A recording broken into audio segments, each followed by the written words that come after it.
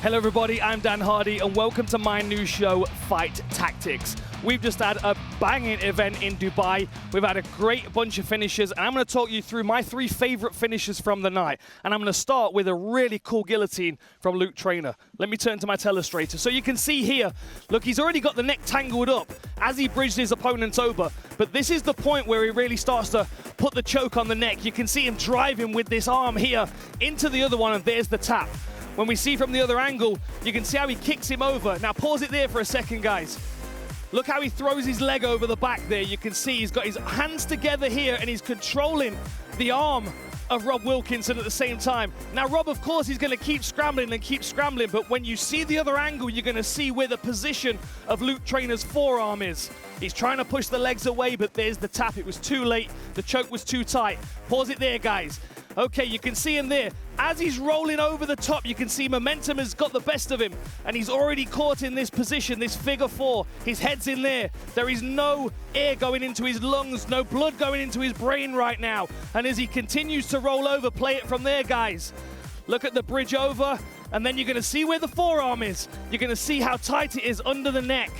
And Rob Wilkinson really trying to scramble to get back to his feet here, back to his knees, to try and turn himself into a strong position. The weight of the leg knocks him back over. And you can see the cross underneath his neck, the tightness. Look at that forearm underneath his neck. That's isolated his whole head there. You can see the grimace on his teeth. My goodness, what a pinch that is. What a terrible position.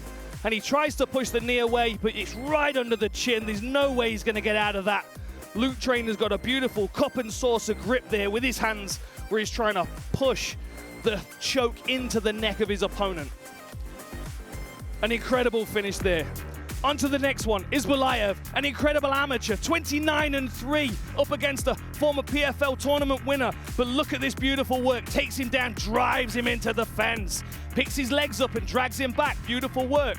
Now, of course, Pinedo's going to try and scramble. He's up kicking. He's trying to create some kind of chaos for Isbulayev to pull out and give him some space.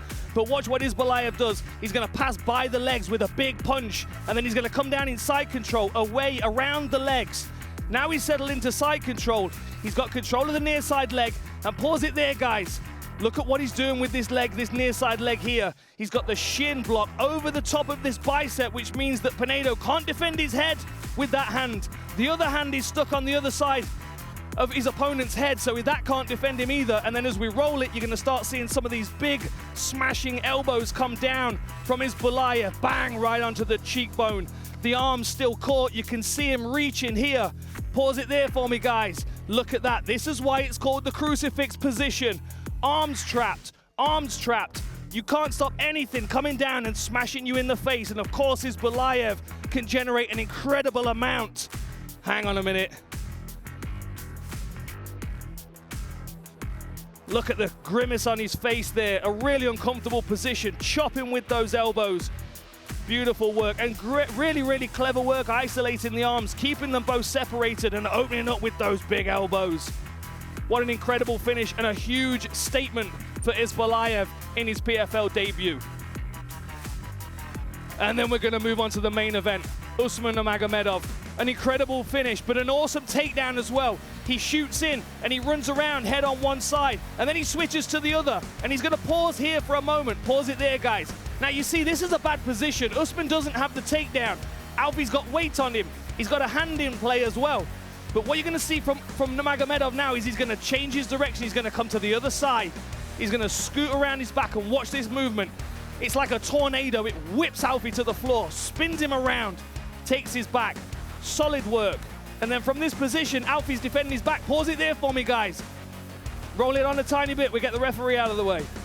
There we go. Very similar position before that we saw. There's the figure 4 position. Alfie's neck is trapped, tangled up in that position, and his shoulder is driving into his neck here. So he's got the squeeze from Usman underneath the side, and he's got the pressure down with his weight. It's an incredible finish and a very unorthodox, unusual submission there.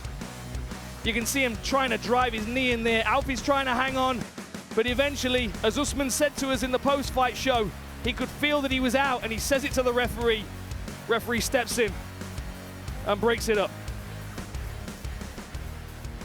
What an incredible night. Just incredible finishes all the way through. We had a bunch more as well, so if you didn't watch the fights, go back and check them out. But they were some of my favorites. Unusual chokes in weird scrambling positions. You've got to love it.